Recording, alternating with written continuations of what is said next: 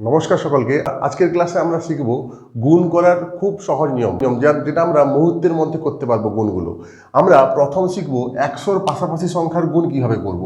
দেখো, ধরো 103 গুণিতক 108 দেওয়া আছে। এই গুণটা আমরা কিভাবে করব?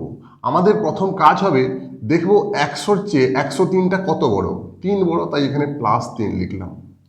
108 100-র চেয়ে কত বড়? 8 বড়, এখানে +8 লিখলাম।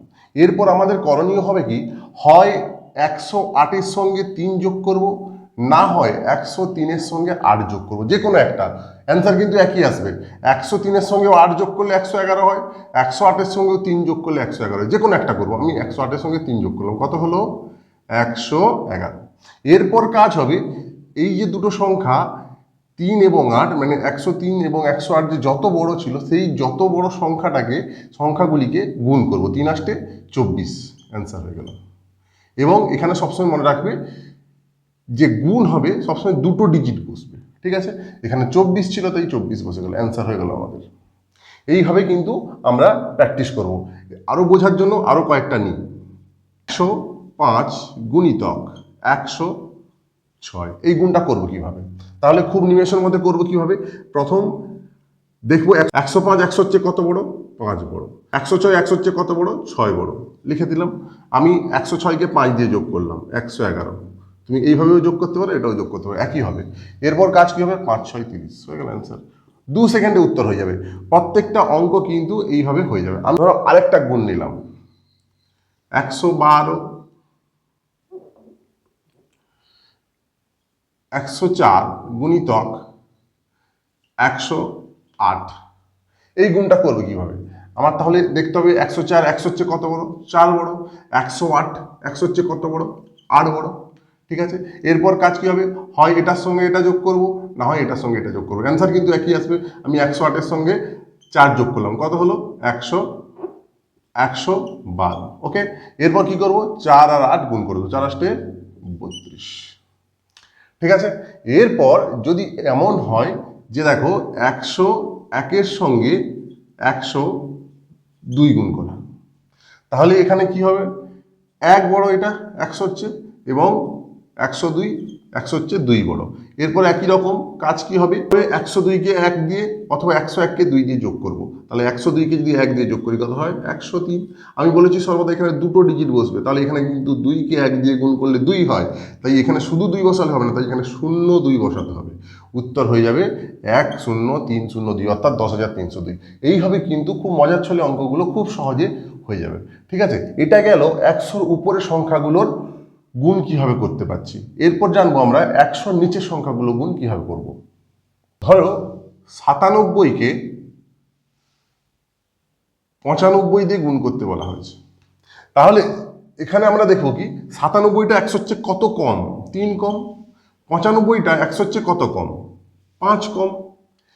আমাদের কি কাজ হবে? হয় 95 থেকে 3 বাদ দেওয়া, না হয় 97 থেকে 5 বাদ দেওয়া। উত্তর কিন্তু একই আসবে। দেখো, 95 থেকে 3 বাদ দিলে 92 হয়, 97 থেকে 5 বাদ দিলেও কিন্তু 92 হয়। আমি যে কোনো একটা নেব, 95 থেকে 3 বাদ দিলে 92 হচ্ছে, ঠিক আছে? এরপর কাজ কি হবে? এই দুটো সংখ্যাকে গুণ করে দাও, 3 5 15, ঠিক আগের মতো, শুধু জাস্ট এখানে যোগ থাকায় এগুলো যোগ হয়েছিল, এটার সঙ্গে এটা যোগ, অথবা এটার সঙ্গে এটা যোগ হয়েছিল, কিন্তু এখানে বিয়োগ হবে, এইটুকু মনে রাখতে হবে। এখানেও ঠিক একই রকম দুটি অঙ্ক বসে। ধরো 91 গুণিতক 92, তাহলে একই রকম এখানে কত কম? 9 কম 100-র চেয়ে। 92 কত কম? 8 কম। ঠিক একই রকম 92 থেকে 9 বাদ, অথবা 91 থেকে 8 বাদ। 92 থেকে আমি 9 বাদ দিলাম, 92 থেকে 9 বাদ দিলে কত হয়? 83 হয়, তাই না? খুব মুহূর্তে হয়ে যাচ্ছে, খুব কম সময়ের মধ্যে হয়ে যাবে কিন্তু। 8 9 72 হয়ে গেল অ্যান্সার। এরপর যদি এরকম থাকে, 99-কে আমি 97 দিয়ে গুণ করব। 99-কে 97 দিয়ে গুণ করবো কিভাবে? এখানেও ঠিক একই রকম লিখবো কি, 99 100-র চেয়ে কত কম? 1 কম। 97 100-র চেয়ে কত কম? 3 কম। আমি কি করব? 99 থেকে 3 বাদ দেবো, না হয় 97 থেকে 1 বাদ দেবো। 97 থেকে 1 বাদ দিলে কত হয়? 95। এরপর কি করব? 1 এবং 3 গুণ করবো, 1 3 3। একটা সংখ্যা, একটা অঙ্ক আসছে কিন্তু, তাই আর একটা অঙ্ক নিয়ে নেবো সামনে, কারণ এখানে দুটো অঙ্ক বসে সর্বদা বলেছি, ঠিক আছে? যদি এরকম হয়, ধরো 89 গুণিতক 91, কীভাবে হবে দেখবো কি 89 100 চেয়ে কত কম 11 কম, গুণিতক 91 100 চেয়ে কত কম 9 কম। ঠিক আছে, তাহলে এখানে কি করব 91 থেকে 11 বাদ দেবো, না হয় 89 থেকে 9 বাদ দেবো। 89 থেকে 9 বাদ দিলে কত হয়, আমি এখন এটা থেকে এটা বাদ দিচ্ছি 80। এবার কী হবে 11 9 99, দুটো ডিজিট বসছে, দুটো অঙ্ক বসছে 99, উত্তর হয়ে যাবে 8099 8099। এরপর যদি এরকম থাকে, দেখো যদি থাকে 85 গুণিতক 88, কীভাবে করবো, তাহলে এখানে দেখবো কি 85টা 100 চেয়ে কত কম, কত কম 15 কম, 88 100 চেয়ে কত কম 12 কম। ঠিক আছে, তাহলে আমার কি কাজ হবে একই রকম, হয় 88 থেকে 15 বাদ দেওয়া, না হয় 85 থেকে 12 বাদ দেওয়া। তাহলে 88 থেকে 15 বাদ দিলে যা হবে, কিন্তু 85 থেকে 12 বাদ দিলেও তাই হবে। দেখো 85 থেকে 12 বাদ দিলে 73 হয়, আবার 88 থেকে 15 বাদ দিলেও 73 হয়। তাহলে আমি প্রথম 73 লিখে নিলাম। এরপর কাজ হবে 15কে 12 দিয়ে গুণ করা। 15কে 12 দিয়ে গুণ করলে কিন্তু 180 হয়। তোমরা সহজে করার জন্য কি করতে পারো, 15 10 150, আরও 2 15 দিয়ে 30, 150 আর 30 হলে 180 হয়। তাহলে 180 এখানে বারবার বলেছে, এখানে দুটো ডিজিট বসবে, তাহলে 180-র শেষ দুটো ডিজিট মানে শেষ দুটো অঙ্ক কত 80। তাহলে 101টা কোথায় বসবে, মানে 180 তো শেষ দুটো ডিজিট 80টা এখানে লিখে দিলাম। এই একটা কোথায় বসবে 3-এর নিচে, তার আগের অঙ্কের নিচে বসবে, তাহলে এটা যোগ হয়ে যাবে। তাহলে 3 আর 1 কত হয় 4, তাহলে এটাকে আমি আর 3 না লিখে একদম যোগ না করে ডাইরেক্ট 4 লিখে দিলাম। তাহলে 7 4 8 0 অ্যান্সার হয়ে গেল। বোঝা গেল।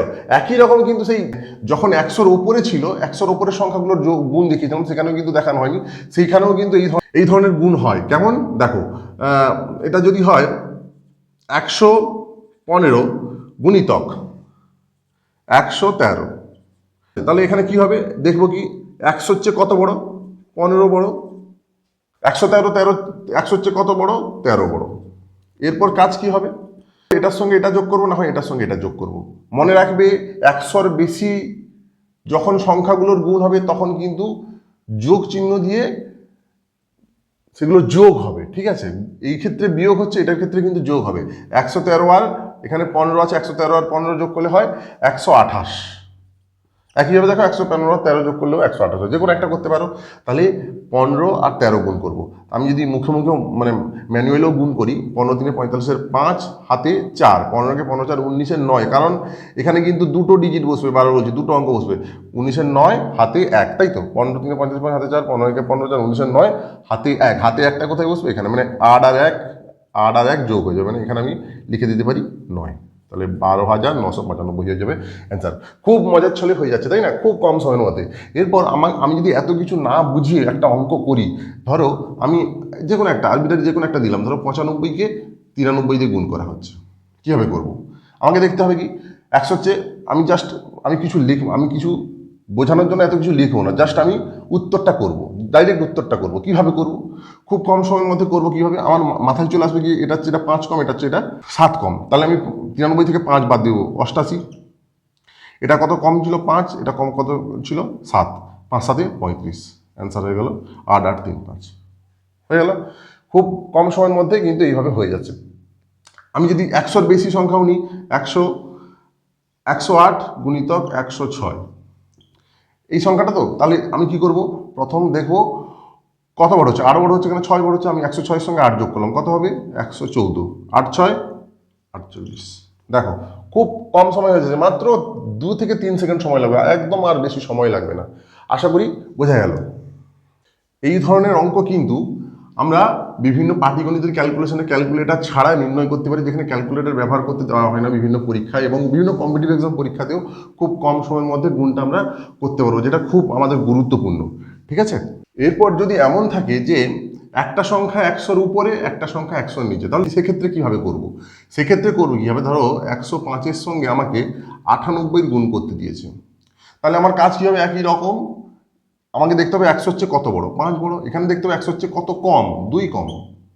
ঠিক আছে, হয় 105 থেকে 2 বাদ দেবো, না হয় 98-এর সঙ্গে 5 যোগ করবো। দেখো উত্তর কিন্তু একই আসছে, 98-এর সঙ্গে 5 যোগ করলে 103, 105 থেকেও 2 বাদ দিলে 103। এই যে চিহ্নগুলো কিন্তু সব কিন্তু লক্ষ্য রাখবে সর্বদা। ঠিক আছে, এই চিহ্নগুলো দ্বারাই অঙ্কগুলো ঠিকঠাক হয়ে যাবে। 98-এর সঙ্গে 5 যোগ করলে কত 103 লিখে দিলাম।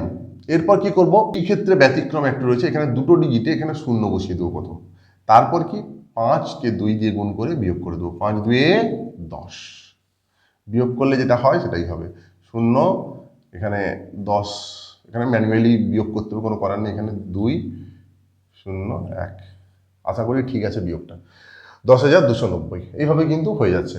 তোমাদের বোঝার জন্য আরেকটা অঙ্ক নিই, ধরো 103 গুণিতক